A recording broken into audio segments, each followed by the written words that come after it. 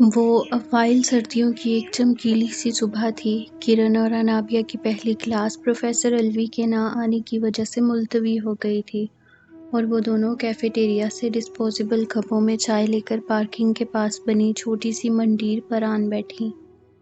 یہ ان دونوں کی پسندیدہ جگہ تھی۔ کرن کے ہاتھ میں گرما گرم فرینچ فرائز کی پلیٹ تھی جس کے ساتھ وہ دونوں ہی اس وقت بھرپور انصاف کر رہی تھیں۔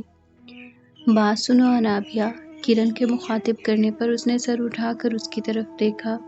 سر برہان جیسے ہی مائکرو اکنامکس کا پیپر بنا لیں کسی طرح ان کے کمرے سے اڑانے کی کوشش کرنا۔ کرن کے شرارتی انداز پر انابیہ کے چہرے پر مسکراہٹ دوڑی۔ پیاری بہن، ابھی میں نے اپنی ٹانگوں کی انشورنس نہیں کروائی، اس نے منہ بنا کر جواب دیا۔ دیکھو، سینئرز بتا رہے تھے کہ وہ پیپر بہت مشکل اور ٹیکنیکل سا بناتے ہیں، ایسا نہ ہو کہ انہی کے پیپر میں لڑھک جائیں۔ کرن نے اسے ڈرانے کی کوشش کی تو وہ ناسمجھ انداز میں اس کی طرف دیکھنے لگی۔ تو پھر میں کیا کروں؟ ان سے اہم سوالات کے گیس لے لو، آفٹر آل کزن ہیں وہ تمہارے، اب اتنا حق تو بنتا ہے نا۔ کرن نے شوخی سے نظریں گھمائیں۔ وہ شرارت کے موڈ میں تھی اور برہان کے حوالے سے اس کی چھیڑ چھاڑ انابیہ کو ہمیشہ ہی سے اچھی لگتی تھی۔ وہ چاہ کر بھی اسے نہیں بتا سکی کہ حق تو اس کا ساری دنیا سے زیادہ ان پر بنتا تھا، لیکن یہ الگ بات تھی کہ وہ اس چیز کو ماننے سے انکاری تھے۔ ایسی کوئی بات کم از کم میں تو ان کے سامنے منہ سے نہیں نکال سکتی۔ انابیہ کے صاف انکار پر وہ مایوس ہوئی۔ منہ سے بات نہیں کر سکتی تو سیل فون پر ٹیکسٹ کر کے یا ای میل کے ذریعے پوچھ لو، اس نے جھٹ سے مشورہ دیا۔ کیوں میرا سر تڑوانے کا ارادہ ہے تمہارا؟ ان سے ایسی کوئی امید مت رکھنا، اس معاملے میں بہت سخت ہیں وہ۔ ماشاءاللہ کیا شیطانی اور سوری لمبی عمر پائی ہے۔ ابھی نام لیا اور ابھی حاضر ہو گئے۔ کرن کی بات پر انابیہ کے دل کی دھڑکنیں بے ربط ہوئیں۔ برہان کی گاڑی ابھی ابھی پارکنگ میں آ کر رکی تھی۔ اس گاڑی کو تو وہ 1000 گاڑیوں میں سے بھی سیکنڈ میں پہچان سکتی تھی۔ سر برہان کے ساتھ یہ دوسری لڑکی کون ہے؟ کرن کا حیرت میں ڈوبا ہوا جملہ انابیہ کی سماعتوں میں گونجا تو اس نے سر اٹھا کر سامنے کا منظر دیکھا۔ برہان کی گاڑی سے مناہل قریشی کے ساتھ ساتھ درِ شہوار کا اترنا اسے خوشگوار حیرت میں مبتلا کر گیا۔ ارے یہ تو درِ شہوار ہے، یہ کیا کرنے آ گئی کیمپس؟ کون درِ شہوار؟ کرن حیران ہوئی۔ برہان کی سسٹر، اس نے لاپرواہی سے بتایا۔ قسم سے خوبصورتی تو ختم ہے تمہارے خاندان پر، کتنی کیوٹ ہے ان کی سسٹر۔ کرن نے کافی فاصلے پر بھی درِ شہوار کے خد و خال کا جائزہ لے لیا تھا۔ وہ اس وقت ہلکے گلابی رنگ کے سوٹ میں کھلتے ہوئے گلاب کی مانند تر و تازہ لگ رہی تھی۔ ایک منٹ کرن، میں ابھی اس چڑیل سے مل کر آتی ہوں۔ انابیہ کے لہجے میں اس کے لیے پیار ہی پیار تھا۔ وہ فوراً منڈیر سے اتر کر دبے قدموں درِ شہوار کی طرف بڑھی۔ وہ اور مناہل دونوں برہان کی گاڑی سے ٹیک لگائے کھڑی تھی اور انابیہ کی طرف ان کی پشت تھی، اس لیے درِ شہوار کی ابھی تک اس پر نظر نہیں پڑی تھی۔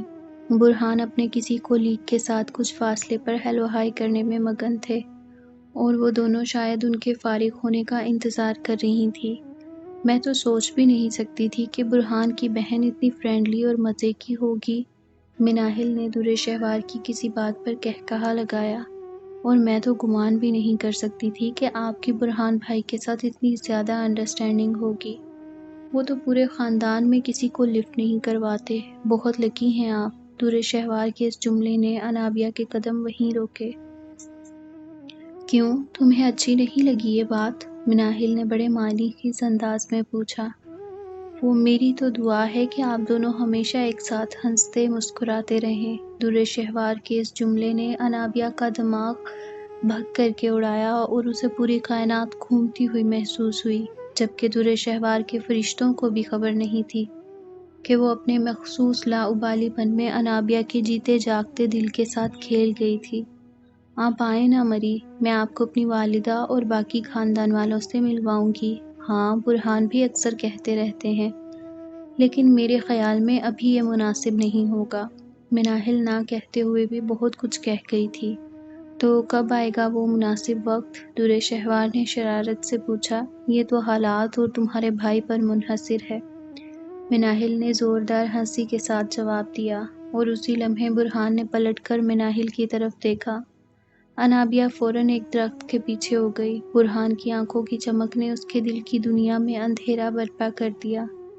وہ بڑی محویت اور دلچسپی سے مناہل کی طرف دیکھ رہے تھے، جیسے اس سے اہم دنیا کا کوئی کام نہ ہو۔ انابیہ کے قدموں نے مزید چلنے سے انکار کر دیا۔ وہ بڑی سرعت سے پلٹی۔ اس کی آنکھوں کے آگے آنسوؤں کا پردہ حائل ہو گیا۔ وہ بمشکل چلتے ہوئے کرن کے پاس پہنچی اور وہاں رکھی اپنی فائل اٹھا کر ڈپارٹمنٹ کی طرف چل دی۔ انابیہ، کیا ہوا تمہیں؟ بات کیوں نہیں کی تم نے اپنی کزن سے؟ کچھ نہیں، ایک ضروری کام یاد آ گیا تھا مجھے۔ اس نے بے دردی سے اپنے بازو کی پشت سے نم آنکھیں صاف کرنے کی کوشش کی۔ آنسوؤں پر اس کا زور نہیں چل رہا تھا، وہ بے اختیار امٹتے چلے آ رہے تھے۔ وہ ساری دنیا سے اس سے بے وفائی کی توقع کر سکتی تھی، لیکن درِ شہوار سے نہیں۔ اس کے جملوں نے اسے آسمان سے زمین پر لا گرایا تھا۔ وہ اس کے جذبات و احساسات سے بخوبی واقف تھی۔ اس کے باوجود اگر وہ مناہل قریشی کے ساتھ اس طرح کی چھیڑ چھاڑ کر رہی تھی تو یقیناً وہ برہان کے حوالے سے بہت کچھ جانتی تھی، اور یہی بات انابیہ کو تکلیف دے رہی تھی۔ تمہیں کیا ہوا ہے انابیہ؟ ایسے رو کیوں رہی ہو؟ کرن ایک دم پریشان ہو گئی۔ نہیں یار، آنکھ میں کچھ پڑ گیا ہے۔ اس نے بات کو ٹالنے کی کوشش کی۔ مجھے تو لگتا ہے آنکھ میں کچھ پڑا نہیں، بلکہ کسی کے چہرے سے کوئی پردہ ہٹا ہے۔ کرن کے جتاتے ہوئے لہجے میں کچھ تھا۔ وہ نظریں چرا گئی۔ وہ چاہ کر بھی اسے نہیں بتا سکتی تھی کہ کچھ اپنوں کے بدلتے ہوئے رویے انسان کے دل پر کیسے غضب ڈھاتے ہیں۔ شہرزاد کے لیے وہ گھڑیاں خاصی کٹھن تھیں۔ وہ ٹی وی لاؤنج میں لگی فل سائز کی اسکرین پر شجاع غنی کی پریس کانفرنس دیکھتے ہوئے دل ہی دل میں کڑ رہی تھی۔ جب اس کے سیل فون پر حمزاد کی کال آئی، اس نے ریموٹ سے ٹی وی کی آواز کم کرتے ہوئے افسردہ حالات میں کال ریسیو کی۔ دوسری طرف حمزاد ٹی وی کی ہلکی آواز ہی سے سیکنڈوں میں سمجھ گیا تھا کہ وہ اس وقت کس کام میں مگن ہے۔ وہ اس کے جذبات کا بخوبی اندازہ کر سکتا تھا۔ کیا سوچ رہی ہو شجاع غنی کی کانفرنس دیکھ کر؟ حمزاد کے اس جملے پر وہ پھیکے سے انداز میں مسکرائی۔ سوچ رہی ہوں پیسہ اس دنیا کی سب سے بڑی تلخ حقیقت ہے، جو کسی بڑی سے بڑی سچائی کا گلا بڑی آسانی سے گھونٹ سکتا ہے۔ لیکن یاد رکھنا، سچائی کو بہت دیر تک جھوٹ کے پردوں میں لپیٹ کر نہیں رکھا جا سکتا۔ کیا فائدہ جب وقت ہی انسان کے ہاتھوں سے نکل جائے۔ یاد رکھنا، جو اس وقت اوپر ہے اسے ہر حال میں نیچے بھی آنا ہوگا۔ تقدیر کا ہاتھ بہت بے رحم ہوتا ہے۔ وہ نرمی سے اسے سمجھا رہا تھا۔ فی الحال تو اس کی بے رحم حقیقتوں کو ہمیں ہی جھیلنا پڑ رہا ہے۔ اتنی جلدی مایوس ہو گئی ہو کیا؟ اس کے لہجے کی نرمی حمزاد کے لہجے پر فوار بن کر برسی تھی۔ مایوسی کا لفظ شہرزاد نے اپنی لغت سے نکال دیا ہے۔ مجھے یقین ہے کہ میں ایک دفعہ پھر پوری قوت سے ان پر جھپٹوں گی۔ اس کے لہجے کی سچائی گواہ تھی کہ وہ غلط نہیں کہہ رہی۔ اور یقین مانو، اس پورے سفر میں تمہارے ساتھ ہوں گا۔ وہ مسکرایا۔ مجھے دوبارہ سے سہاروں کی عادت مت ڈالیں۔ اس کی تلخی کی حد کو چھوتی صاف گوئی حمزاد کا دل دکھا گئی۔ تمہیں اپنے پیروں پر کھڑے ہونا بھی میں نے ہی سکھایا تھا، تم یہ بات کیوں بھول جاتی ہو؟ اس نے اس بات کو مذاق میں اڑایا۔ ساری باتیں دل پر لکھی ہیں، اور اسی بات کا تو دکھ ہے کہ کچھ نہیں بھولتا۔ وہ رنجیدگی سے گویا ہوئی۔ تو کیوں بھولنا چاہتی ہو تم؟ میں کسی سراب کے پیچھے بھاگ کر اپنی زندگی ضائع کرنا نہیں چاہتی۔ گفتگو کا موضوع لاشعوری طور پر تبدیل ہو گیا تھا۔ میں سراب نہیں، ایک جیتی جاگتی سانس لیتی ہوں، بالکل ایسے ہی جیسے تم ہو، جیسے یہ دنیا ہے اور تمہارے ارد گرد کے لوگ۔ وہ مسکرایا۔ وہ سب دکھائی دیتے ہیں اور تم صرف سنائی دیتے ہو۔ شہرزاد کی زبان پھسلی۔ جانتا ہوں تمہاری بصارتوں کے بہت قرض واجب ہو چکے ہیں مجھ پر، لیکن یہ میرا وعدہ ہے کہ میں ایک ایک چیز کا حساب دوں گا۔ کون جیتا ہے تیری زلف کے سر ہونے تک؟ شہرزاد نے کھلم کھلا طنز کیا۔ فی الحال تو تم مجھے چھوڑو اور شام تک ایک سرپرائز کے لیے تیار ہو جاؤ۔